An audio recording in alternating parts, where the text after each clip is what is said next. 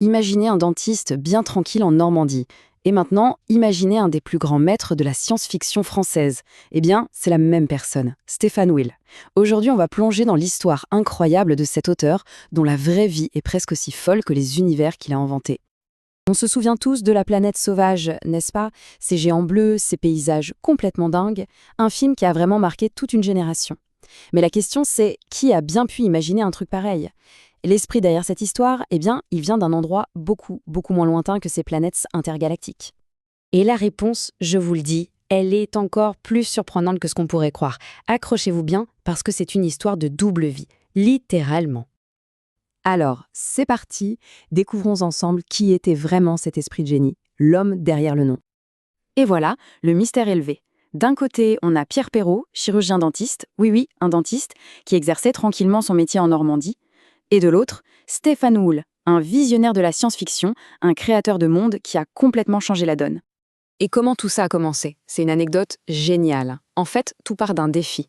Sa femme se plaignait d'un roman de SF qu'elle trouvait mauvais, et lui a dit « Attends, je peux faire bien mieux que ça ». Et il l'a fait.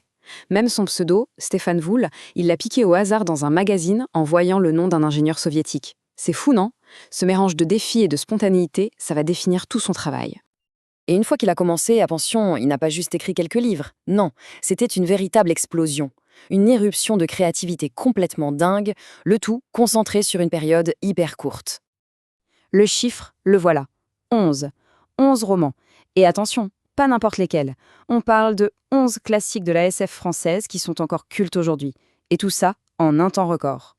Regardez cette chronologie, c'est juste hallucinant. Entre 1956 et 1959. En seulement 3-4 ans, il a sorti la quasi-totalité de son œuvre. Et le plus fou dans tout ça, c'est qu'il continuait son boulot de dentiste en même temps. La cadence est juste ahurissante. Alors la question qu'on se pose tous, comment il a fait? Comment peut-on être aussi productif, aussi créatif? Eh bien, sa méthode de travail était aussi spéciale que ses romans. Alors, c'était quoi son secret pour créer des mondes aussi riches, aussi vite? La réponse, en fait, elle est toute simple et elle va à l'encontre de tout ce qu'on apprend sur l'écriture. En gros, il n'avait pas de méthode, pas de plan, pas de trame, rien. Vous le commencez avec une seule idée, une image, un concept, et laissez l'histoire se construire toute seule. Les fameuses twists finaux qui ont fait sa réputation, il ne les connaissait même pas à l'avance. Il les découvrait en même temps que nous, en écrivant. C'était de l'improvisation totale. Et cette citation de lui, elle dit tout. Pour lui, le plus important, c'était pas la technologie ou les détails scientifiques. Non, c'était l'ambiance, le climat, comme il disait. Il écrivait plus comme un peintre ou un musicien que comme un romancier classique.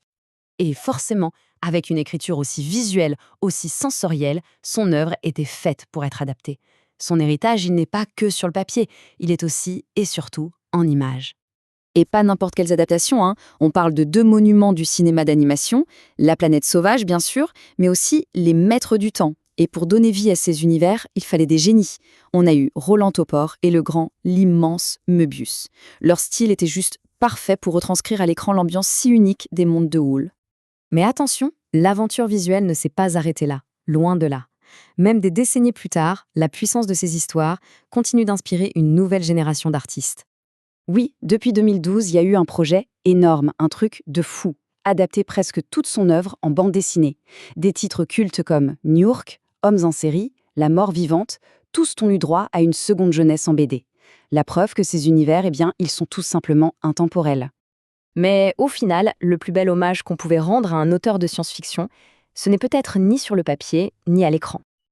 Oui, son nom est littéralement écrit dans le ciel. Il y a un astéroïde, 213000 Stéphane Will, qui porte son nom. Franchement, pour un homme qui nous a fait rêver d'étoiles toute sa vie, on ne pouvait pas imaginer plus bel hommage. C'est la boucle qui est bouclée.